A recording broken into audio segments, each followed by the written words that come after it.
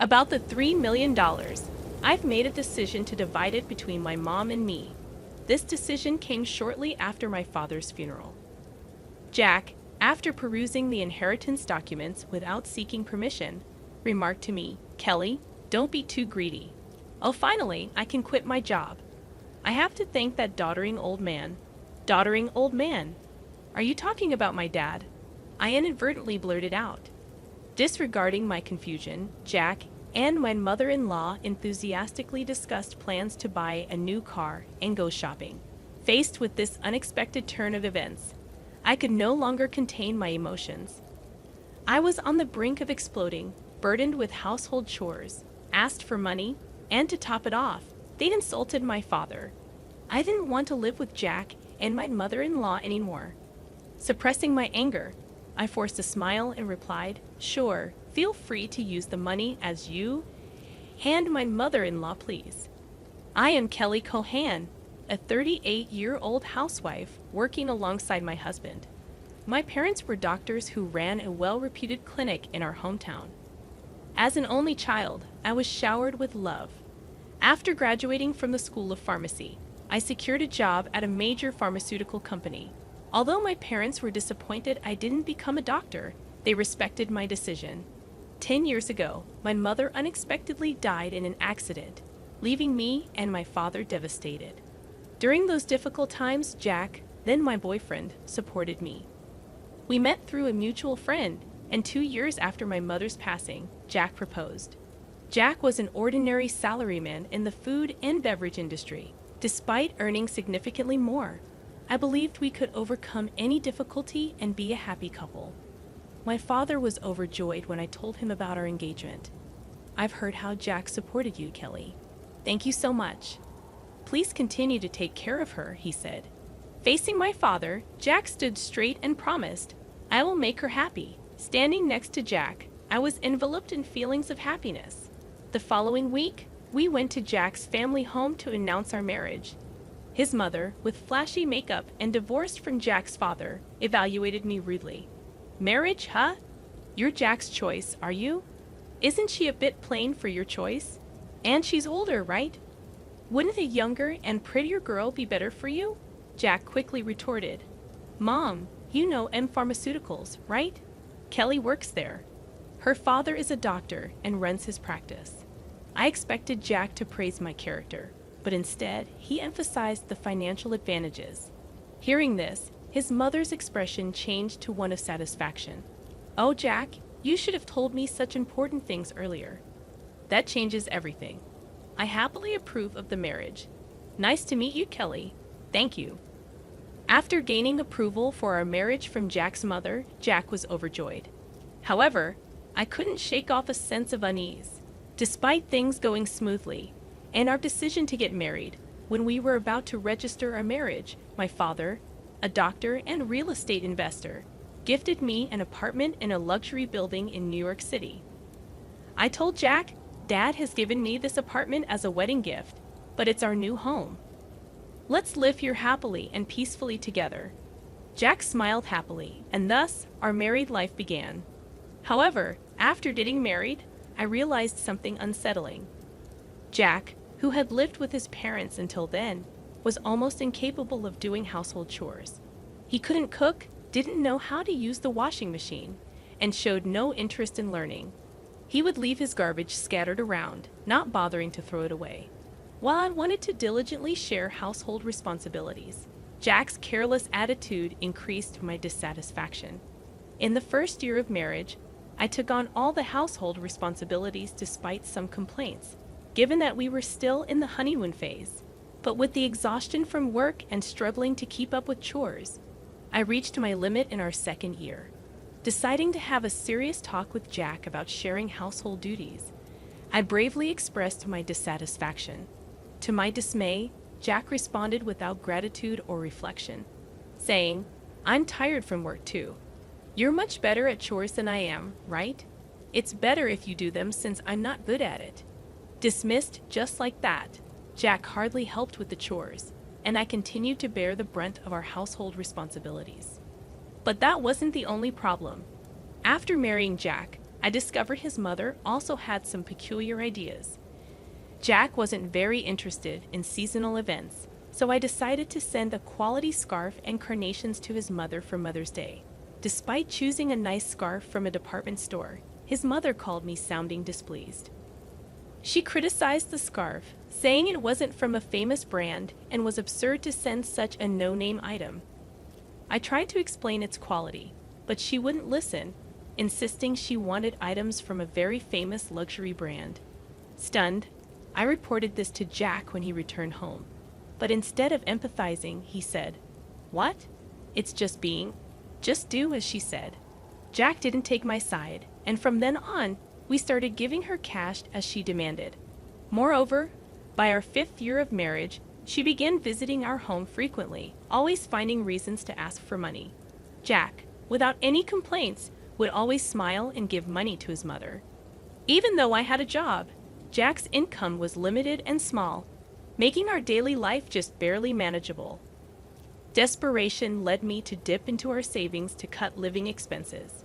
Despite my frustrations, I knew Jack cherished his mother, and she was an important person to me, having supported me during tough times. She's the mother of someone important to me, and with that thought, I endured. Now, in our 8th year of marriage, I continue to handle all the household chores and keep giving money to my mother-in-law. One day during this routine, my father, whom I hadn't seen in a while, unexpectedly called me. The story he shared during our rare meeting was shockingly unexpected. He revealed that he was suffering from terminal cancer, and treatment was no longer possible. Overwhelmed with shock, tears spilled from my eyes. My father gently stroked my head, just as he did when I was a child, saying, "Kelly, this is fate. Let's accept it quietly." I questioned, "Dad, why even you?" Thus, my days became a juggling act of work, household duties, and now visits to my father's hospital. While work allowed some flexibility, managing the household was not easy. When I told Jack I would be caring for my father, he showed no reaction or willingness to help. "Well, it's tough with your father's sudden condition, but please do your best," was the only thing Jack said. He visited my father in the hospital only once. I was so preoccupied with my father's care that I had no time to spare for Jack. If I had time to worry about Jack, I wanted to prioritize my father. One day, as my father lay in his hospital bed, he suddenly asked me, "Kelly, how is your marriage with Jack going?"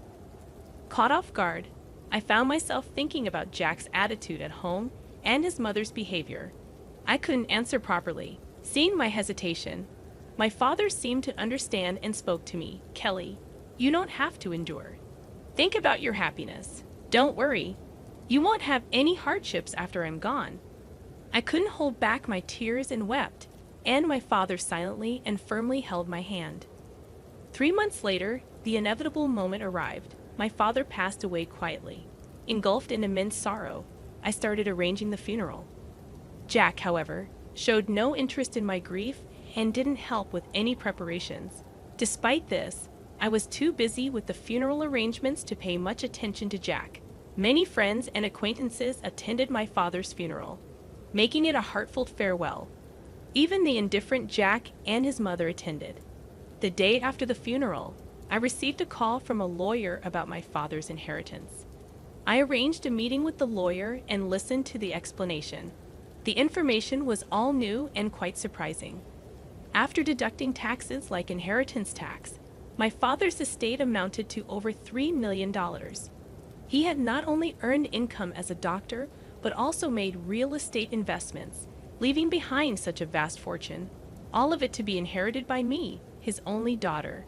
Wrapped in surprise and gratitude, yet trembling at the thought of handling such a huge amount of money, I proceeded with the inheritance process. After returning home, I spread out the documents received from the lawyer on my desk. Reading through them, exhaustion overwhelmed me, and I ended up dozing off on the sofa for a short while. When I awoke, I heard the cheerful voices of Jack and his mother from afar. "Huh, Jack and mother too. When did you come?" As I spoke, Jack approached me with a beaming smile, saying, "Yes, Kelly, well done. Huh, what? Confused by his sudden excitement, I noticed the documents in Jack's hand. They were the inheritance papers I had received from the lawyer. Wait, don't just read those without asking. Shocked and angry at Jack for looking through the documents without permission, I raised my voice at him. However, my mother-in-law, unconcerned, happily chimed in, "Wow, an inheritance of $3 million. Isn't that amazing? Now we can live comfortably for the rest of our lives." Confused, I couldn't understand why my mother-in-law suddenly said that. Then Jack turned serious and continued, "By the way, about this $3 million, I've decided that it will be split between me and my mom." It was right after my father's funeral. Jack, having looked at the documents related to the inheritance I was supposed to receive without permission, said to me, "Kelly, don't be too greedy." Oh, now I can finally quit my job. I have to thank that doddering old man. Doddering old man, are you talking about my dad? I accidentally said it out loud. Well, anyway, let's proceed with the inheritance process and get the money into our joint account as soon as possible. Ignoring my confusion over this sudden turn of events, Jack and my mother-in-law were excitedly talking about buying a new car and shopping. At that moment, I couldn't hold back my emotions any longer. I was on the verge of exploding, being burdened with household chores, asked for money, and to top it off, they insulted my father. While holding back my anger, I replied with a forced smile, "Sure, use the money you and my mother-in-law, please, as you wish." Hearing this, my mother-in-law, seemingly satisfied, said cheerfully, "That's the spirit, Kelly." Quick to agree. "Now make sure you work hard and earn money. I don't want our savings to decrease, so work hard." I just nodded and pretended to listen to her selfish words. Afterward, Jack and my mother-in-law began living as if they had lost their minds, consuming money lavishly. Jack quickly quit his job, and my mother-in-law practically moved in with us, staying at our house constantly. They would leave in the morning, returning with luxury brand items they had splurged on. The 3-star restaurant we went to today wasn't as great as I expected. Yes, it was a bit underwhelming for us, the sophisticated ones. They had conversations as if they had become wealthy celebrities while dumping all the housework on me as if I were a maid. Jack seemed to think my father's inheritance would come through immediately. He carelessly withdrew money from our joint account, and my savings of $100,000 dwindled rapidly. When I protested their excessive spending, Jack just laughed it off. "Huh, what are you talking about? Isn't $3 million coming soon? Then this kind of spending is no big deal." I warned him, "I've already stopped it." But Jack completely ignored me. Then, a month later, Jack and my mother-in-law suddenly left for a trip to Hawaii. I wasn't invited and was left alone at home.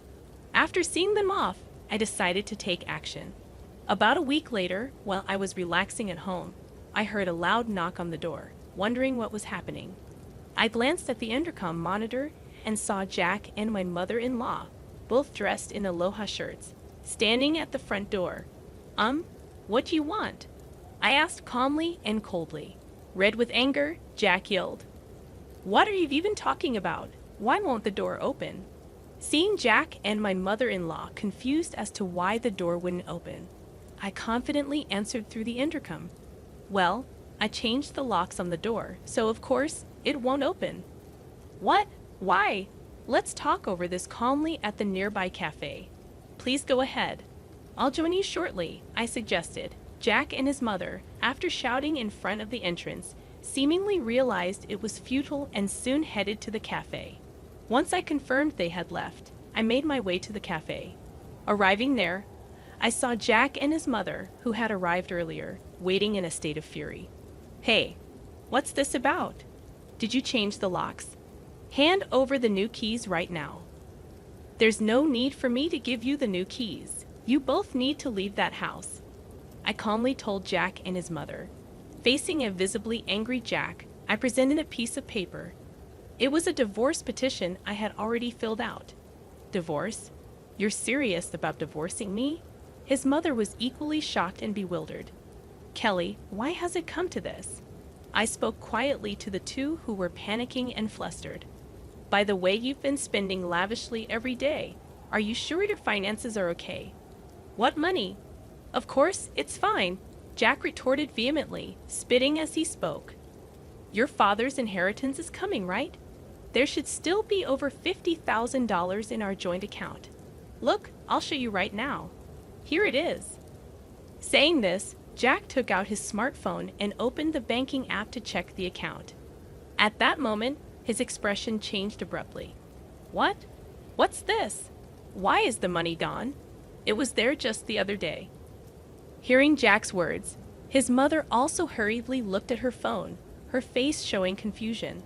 I revealed the truth to them as they were panicking, not understanding the situation. Of course, it's gone. I'm divorcing you.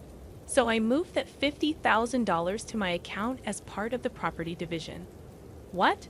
What do you mean? Jack's face turned to anger for a moment. But then he smirked, as if remembering something. Fine, I'll divorce you then. Transfer the inheritance you got from your dad right away. After all, property acquired during the marriage is split half and half in a divorce, right? Well, you might be misunderstanding something. I replied, why didn't you know? The inheritance I received, even though it was during our marriage, doesn't count for property division. There was a moment of silence between us, then Jack and his mother's expressions changed drastically. Perhaps they truly believed they would receive part of my inheritance. I was just astonished and could only sigh in disbelief. No, that can't be true. That's impossible. Her face turned red with a mix of denial and anger. Please check for yourself, I said mockingly. Jack started frantically searching on his smartphone. It says here, property inherited by one spouse from a parent is considered separate property. Therefore, it's not subject to division and can't be split between the spouses. What? Seriously? His mother too looked at the screen in shock. Then Jack approached me, pleading desperately, Kelly, please don't divorce me. I have no savings and no job. How am I supposed to live if you divorce me? Faced with Jack's whining, I spoke to him clearly and firmly. What are you talking about? Take responsibility for your actions. I will never forget how you both treated me. I'm divorcing you. I'll go to court if I have to. Intimidated by my fierce demeanor, which they had never seen before, Jack and his mother shrunk back in fear, whimpering softly. Leaving the two of them dejected, I walked out of the cafe. Later on, Jack and I were able to go through the divorce proceedings without any issues. The $50,000 I had moved from our joint account was recognized as part of the marital property division. Eventually, I managed to get Jack and his mother out of my house. Jack, having already squandered the money from the property division, found himself penniless. Furthermore, he was overwhelmed with bills from the overseas trip and other expenses he had paid for with his credit card, quickly sinking into debt. Jack and his mother had to take on even more debt to make these payments, and they now live in a rundown apartment, working tirelessly every day to pay off their debts. The stark contrast to their former lavish lifestyle has been a huge shock for them. On the other hand, I sold the condo I used to share with Jack. I then moved into the apartment that used to belong to my father. I continue to work as before, but with the inheritance I received from my father, I am living a comfortable life financially, with gratitude to my late father in my heart. I want to start anew and cherish my life ahead. I aim to protect my happiness and spend my days peacefully.